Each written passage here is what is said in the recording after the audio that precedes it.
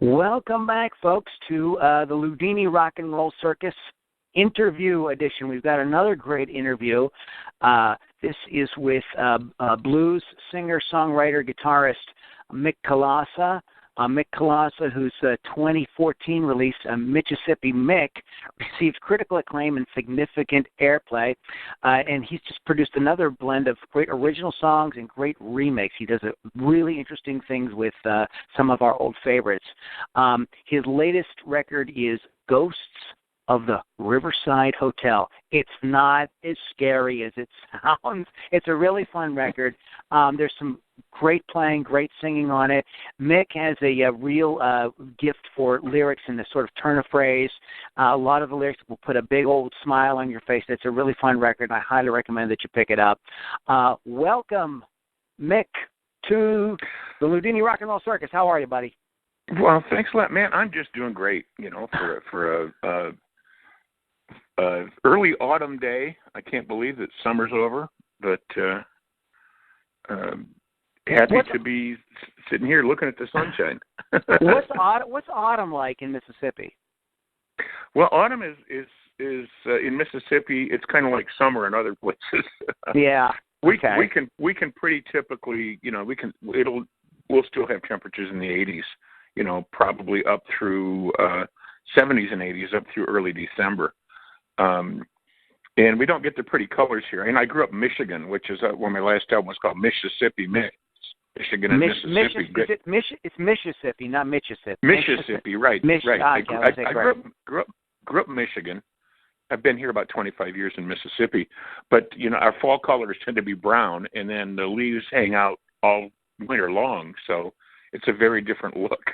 Yeah. But love it here. We do start to, we it's nice. It's cool. We can do a lot more outdoors when it's autumn. Yeah, it gets pretty hot and sticky down there in the summer. I take it. It can. That's why God invented air conditioning, though. Thanks the Lord, huh? Yeah. Mick, tell us how you first, because you're transplanted to Mississippi from Michigan. So when did you first fall in love with the blues? I've been a blues fan for 50 years. I first fell in love with the blues when I bought a Robert Johnson album in about 1965. Okay. And it looked interesting. It said King of the Delta Blues Singer. And I said, gee, what's this? I bought it, and I was just mesmerized. And, since then, and it's funny, then I found out that this band called the Blues Breakers had recorded a Robert Johnson album. That's the first time I heard of Eric Clapton and John Mayall and those people. So although a lot of people my age got to the blues through British blues and blues rock, I actually got there from the other direction. Cool. So were you a musician at the time, or did that come after you fell in love with the blues? Well, I've always been a huge fan of music, and I started playing both drums and guitar before I bought that album. So I was already on my way to being a musician, and I can tell you that the Robert Johnson album almost made me give up guitar because I couldn't figure out how one man could play that. Yeah. Well, that happened to a lot of us. I mean, that thing is really like, what the heck? It's crazy. It's amazing. Oh yeah.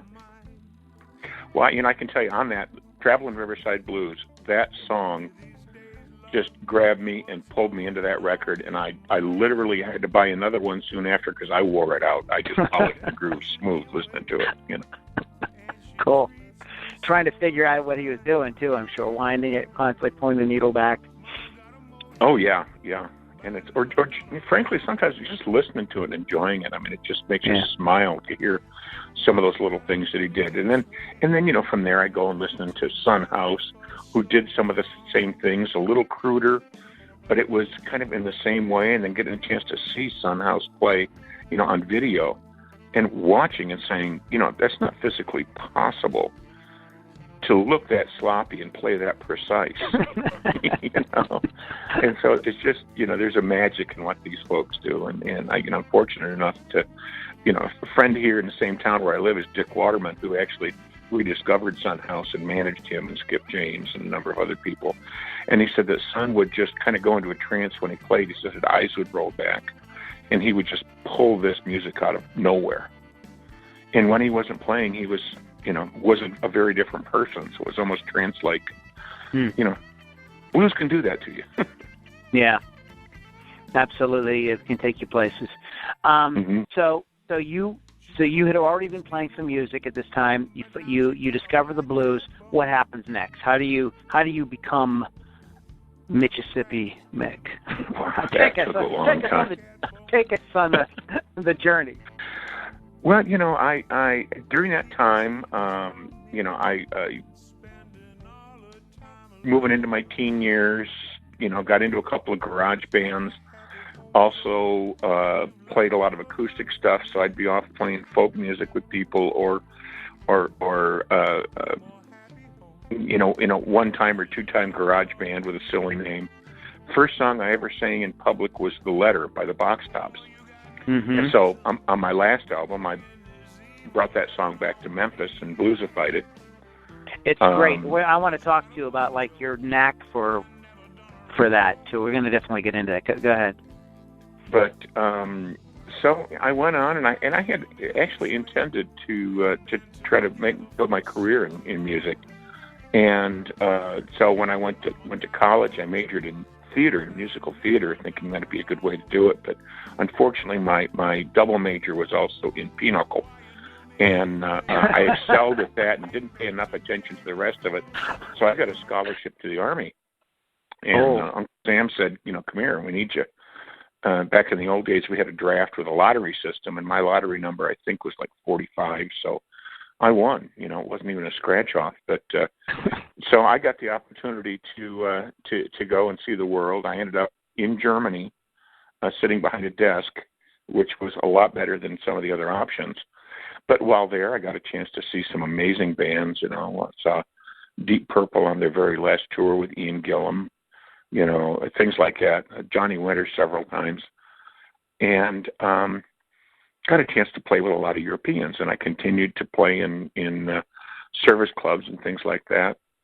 So when I got out, I still had the intention of making a career in music. I got married. I married a GI, somebody I was stationed with in Germany. All of a sudden, we've got a family. I'm trying to make ends meet, playing in Holiday Inns, seeing people that are far better than I that are also, earning $15 a night. And I said, I got to feed the family. So I ended up going to college, getting degrees in all kinds of things. I initially intended to open up a bar. But as I got going, I got interested in different things and ended up going on, actually getting a PhD in marketing and economics. I never left the music behind. I played a lot with friends over the years, but I didn't try to make my living at it. So now, after a really successful career in pharmaceuticals, I consult with pharmaceutical companies, but I had worked in pharmaceutical companies and taught pharmaceutical marketing and pharmaceutical economics in universities. Now I'm able to take what I've earned from that and put it back. So I like to say that the money I make on drugs, I used to support my music habit.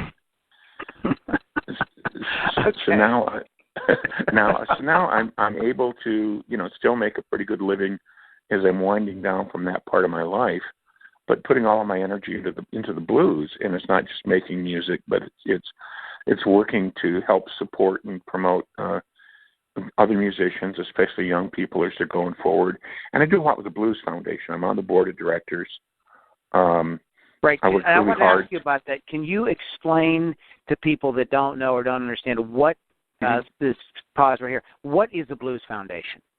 The Blues Foundation is a nonprofit organization that was created to support and to celebrate and to promote the blues.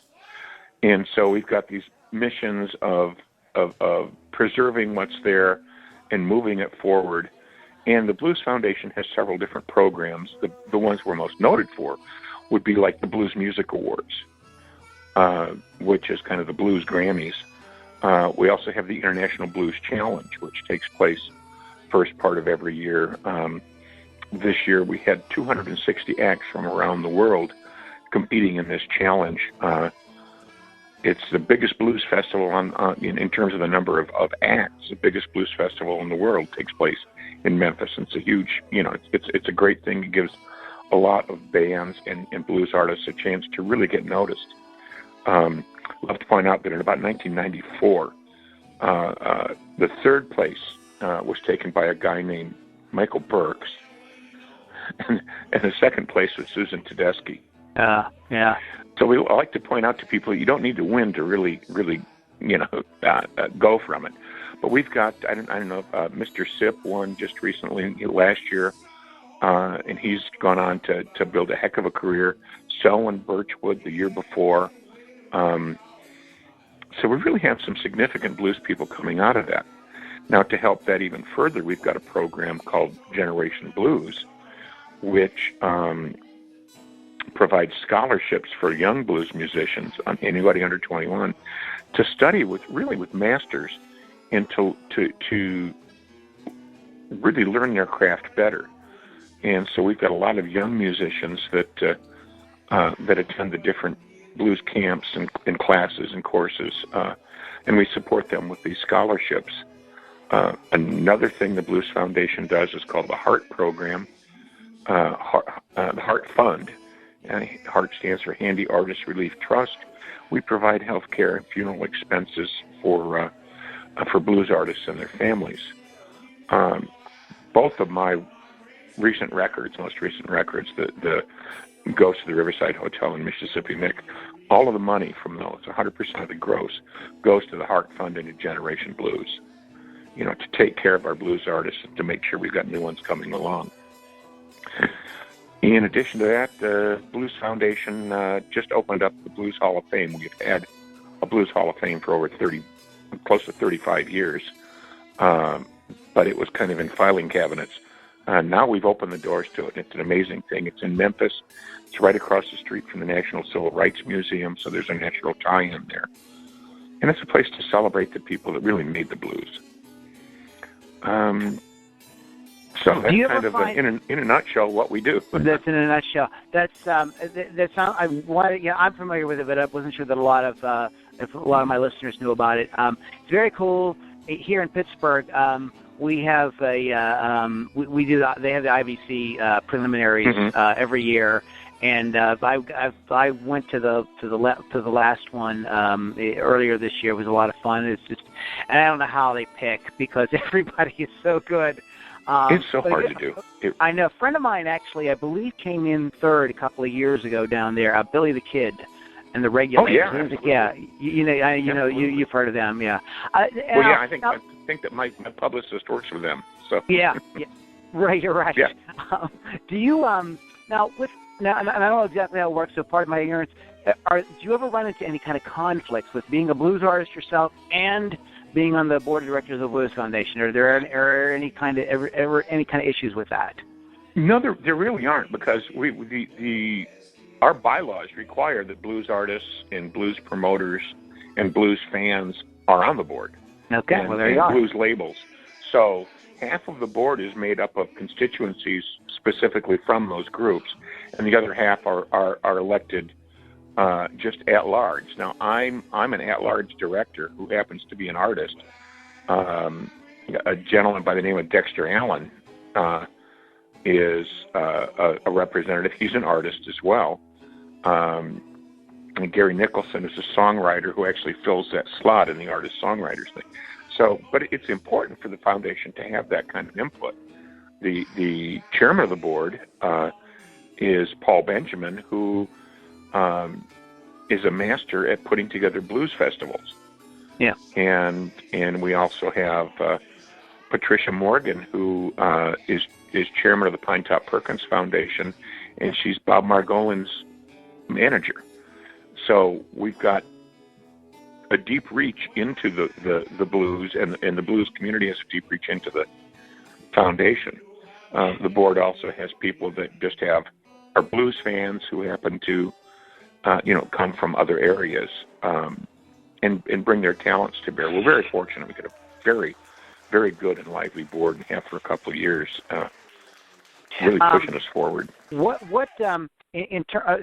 for young artists out there who want to get involved, can you give them a little bit of information on how they might contact the Blues Foundation and how they might maybe learn to participate and get involved in the IBCs? Absolutely. There's a couple of things here. One is for Generation Blues. If you go to blues.org, our website, just blues.org, and check out Generation Blues, and young artists can look at the different schools and programs that they can apply to, and once accepted, they can apply for scholarships to go to those. Now, for young artists to be in the IBCs are, which stands for the International Blues Challenge, affiliate organizations, blues societies, will send their representatives. They can send a band, a solo duo act, and a youth act for youth showcases. Okay. So young blues artists should get a hold of their local blues societies, find them. You can, again, find the full list on our website, blues.org, and see about being sponsored to come into the youth showcase. That's how a number of folks have come in. You've probably played some songs from a young man by the name of Micah Kesselring. Okay. And he was in our youth showcase for years. And a Generation Blues artist. So, I mean, what we've got is this wonderful process in place to just really help advance these folks along. So I really encourage young artists to seek out Generation Blues, to check out with their local blues societies about coming and participating in the youth showcase. The showcase isn't a competition. It's just a chance for everybody to show their stuff and to really learn about what's going on. The greatest thing about the IBC is connecting with people there. It's a great networking opportunity. Like as I was saying, I went to the Blues Society's challenge here earlier this year, and I'm not particularly a blues artist myself, but I went, and it was a lot of great connections. You know, I met all kind of people that I didn't know. Some people I did know, and some people I did. And I ended up creating some great connections with some other artists to do things like interviews with and promote them on my podcast and some stuff like that. So anybody who's really like, hey, the blues, it's really kind of like also a great bastion for guitar playing. There's not a lot right now. There isn't a lot of pop. There's not a lot of great guitar on pop radio. So a lot of people. There's not a lot of great music on pop radio. It's all coming out of machines anymore. And it's. It's a great play, but like the great guitar playing is kind of like gone to blues, country, and metal, to name a couple genres like that. But so Absolutely. It's very cool as a guitar player to go and hear some of these amazing musicians. What is your take? And I really want to talk about your records, but we seem to be kind of going in a whole different direction. What is your take on the blues scene, like in general, here as it stands in 2015? I mean, are we getting enough new artists coming in? Would you like to see more? Like, how do you feel about it? It's totally your opinion. It's not sure. I think we're getting a lot of great new artists come in at all ages. The young folks, we've got such a great representation of artists in their 20s and 30s that are just really putting out some great stuff. And, people have declared the blues dead several times. And I think one thing is they don't have a good focus on their rearview mirror. The blues, the only time the blues was a major force in music in the United States is when Bessie Smith was the leading recording artist in the world, and she died in 1937. Bessie Smith was the highest-paid, biggest-selling recording artist of her time. Muddy Waters never was. Blues has influenced a lot of folks, and it was one step away from the blues when you had Grand Funk and other bands like that came out of the blues that belted out into popular music. Right. So I think we've always had this situation. But I look at the growth of blues fans of all ages. I look at artists such as Jerika Singleton, Jeff Jensen, and others who are reaching out to folks, bridging the blues across other areas. And it's just fascinating to see more young people show up. And when I see these really young kids, well, I have two a brother and sister on one of the songs on my album that are from Generation Blues. Logan and Cole Lehman. I had Logan play bass, and Cole, her brother, plays guitar. She's 14, he's 17, and these kids can knock it out of the park.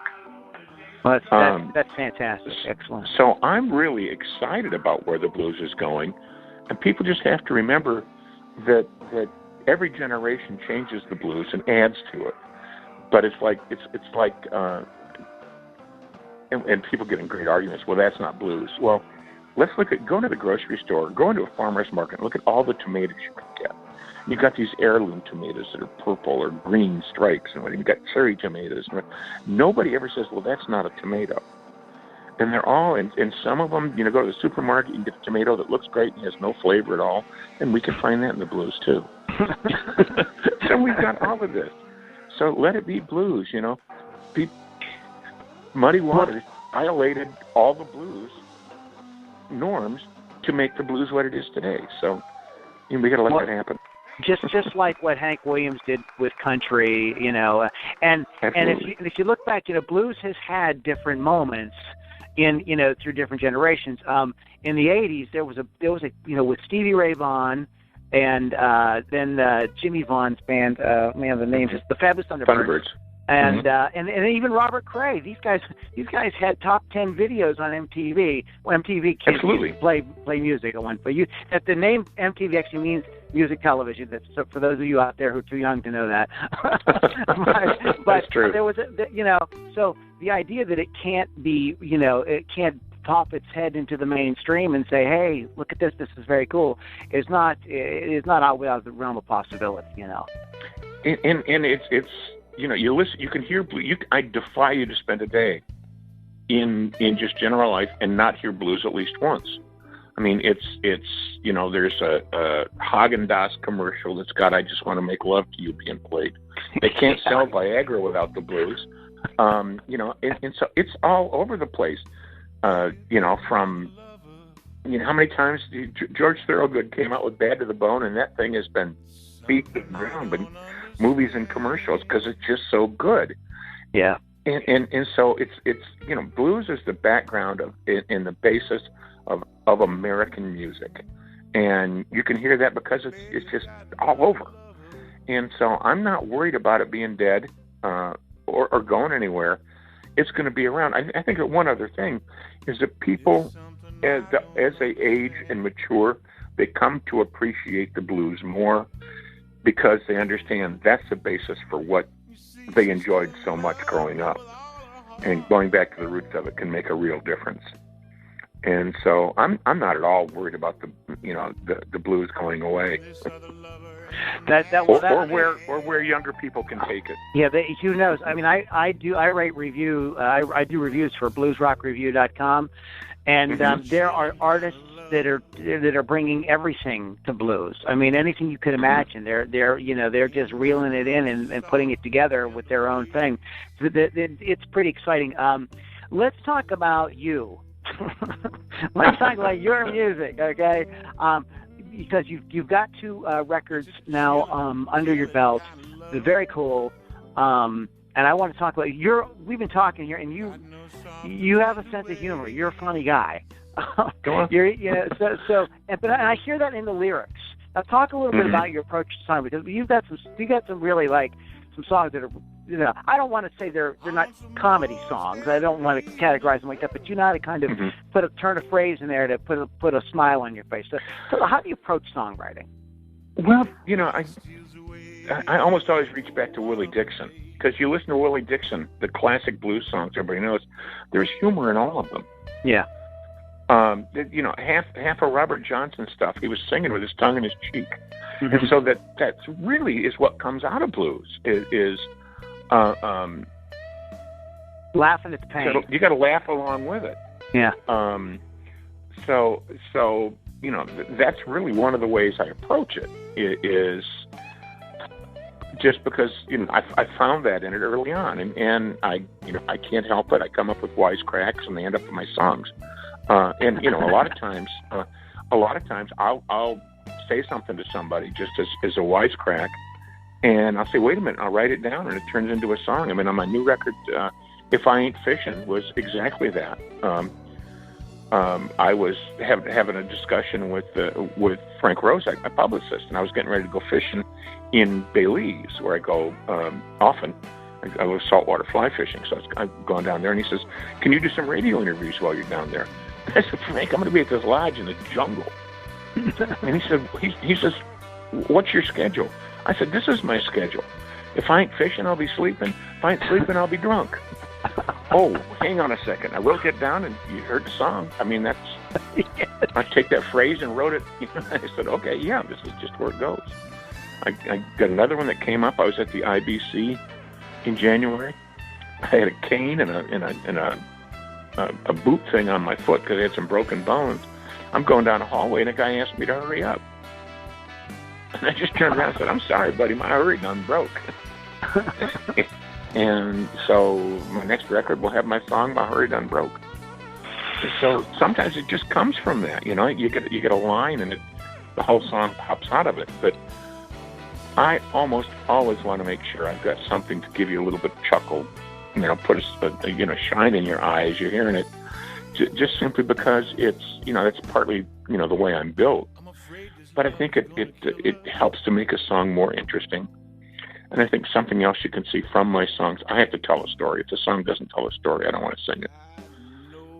You know, if I have one complaint about a lot of modern music, including blues, is people put a bunch of words together that might rhyme and fit the beat, but it's pretty pointless. And some of the stuff is pretty high-selling things, but I listen to it and say, that's just somebody using their voice as an instrument to accompany the rest of the stuff. The words are irrelevant. And I think that the power of a song is in the story it tells. And you definitely have that going on. And I think that blues, folk, country, these more sort of like, I guess we call them roots styles because they are sort of closer to your feelings and everything. So all the good ones, the artists are able to really do that. The Bob Dylans, the Johnny Cashes, the Neil Youngs, et cetera, et cetera, are really able to kind of like take you on this journey in the song. And even songs like the song like One Meatball, which is it's a cute song, but it tells the story.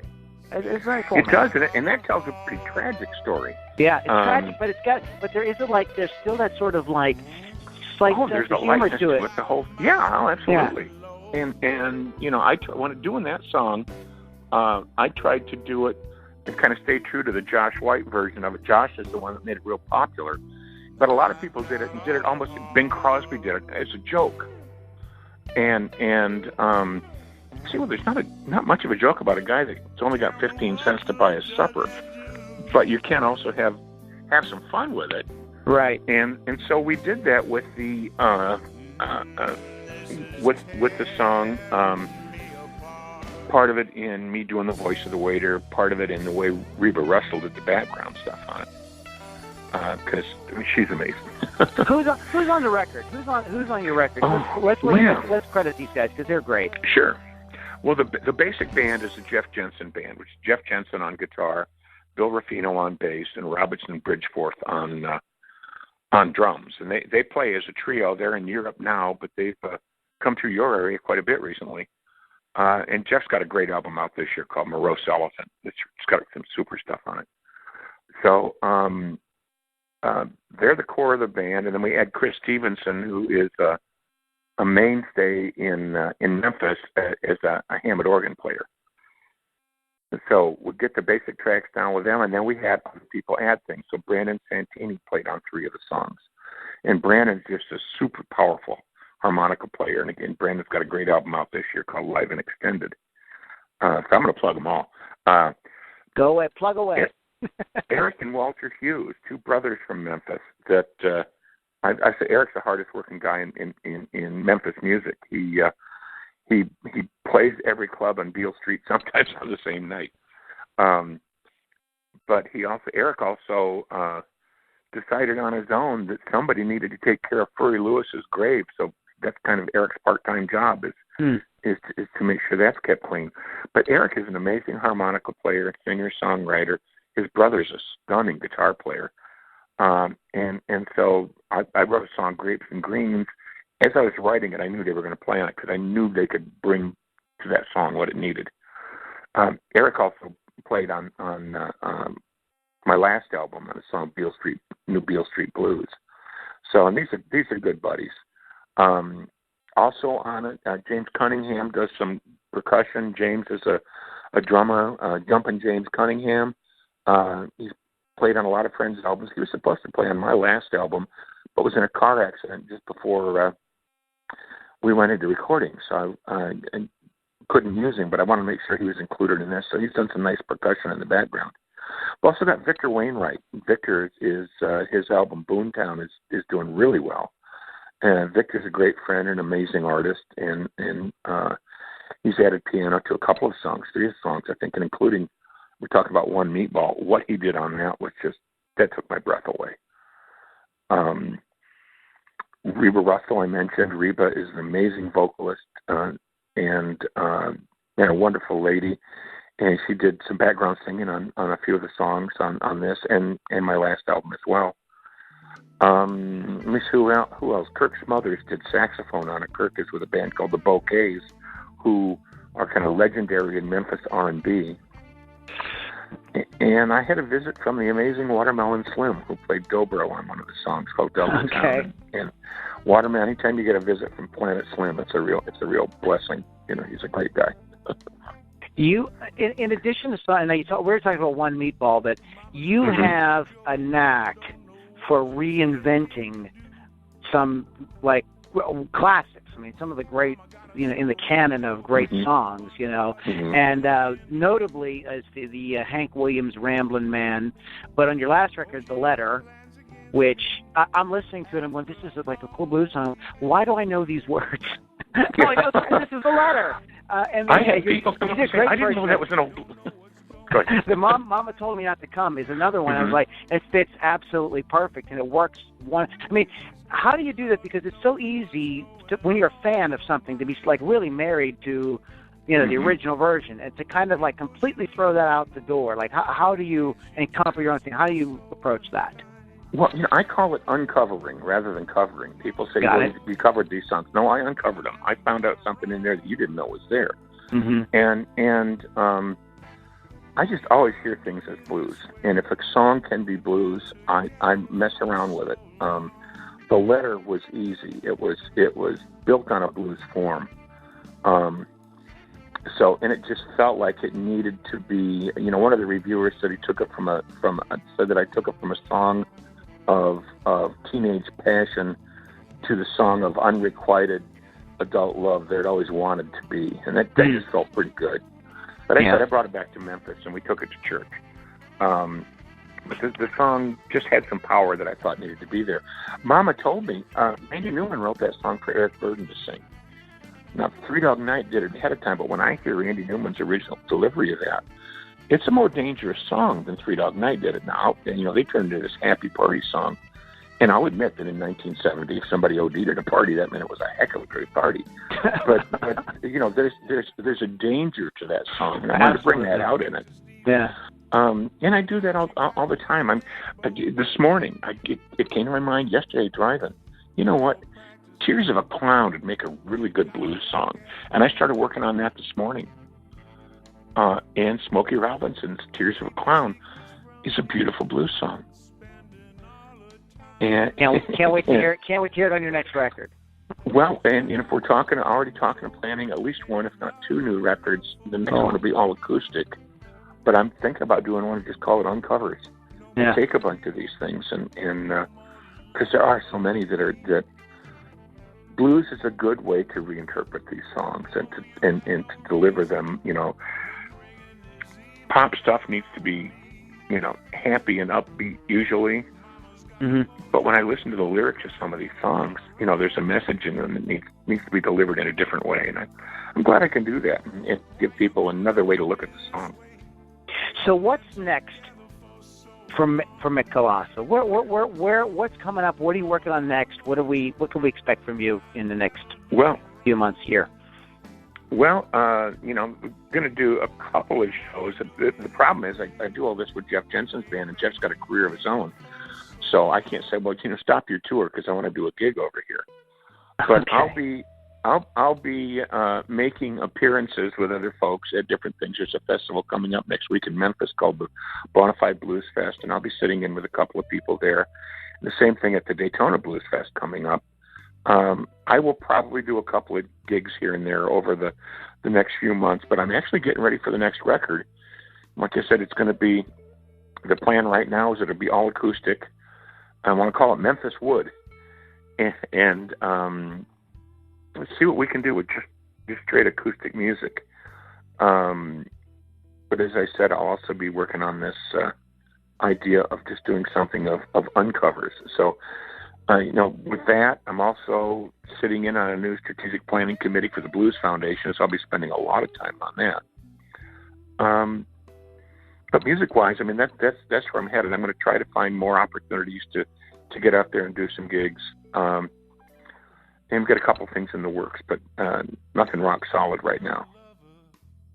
All right, sounds like you're looking forward. You've got a couple records planned. That's fantastic, man. Good, that's awesome. Let's go ahead and tell everybody where they can find you on the internet and how they can interact with you and hear everything that you're doing.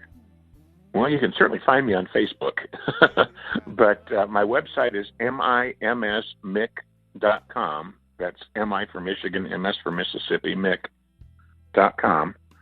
And on there, you can find out about me, find out about the albums. You can also click through to CD Baby or iTunes to order them. Also, I've got an album on there that you can download for free. It's an album I did almost 30 years ago with some friends, and it's all fishing music. It's called Trout Tunes and Other Fishing Madness. There's some blues. There's also some bluegrass and country. There's a calypso and a tango and some reggae. And that's all original music that I did with some friends, and that you can download for free. You can get a taste of the kind of stuff that I used to do, or used to did, as we say. But the website is the best way to go with that. Also, from there you can get to the Blues Foundation website and also to the websites and connect with all of the different performers that helped me make this record. Right. I was looking here. Mick is very good at crediting the people that have worked with him and giving them accolades. So that's fantastic. You're spreading the love, as they say. Well, I got to say, if it would have been just me doing it on my own, it would have been okay. All my friends coming in made it 500% better. Yeah, hell yeah. What can I say? You listen to those musicians, and boy, if you don't like that, there's something wrong.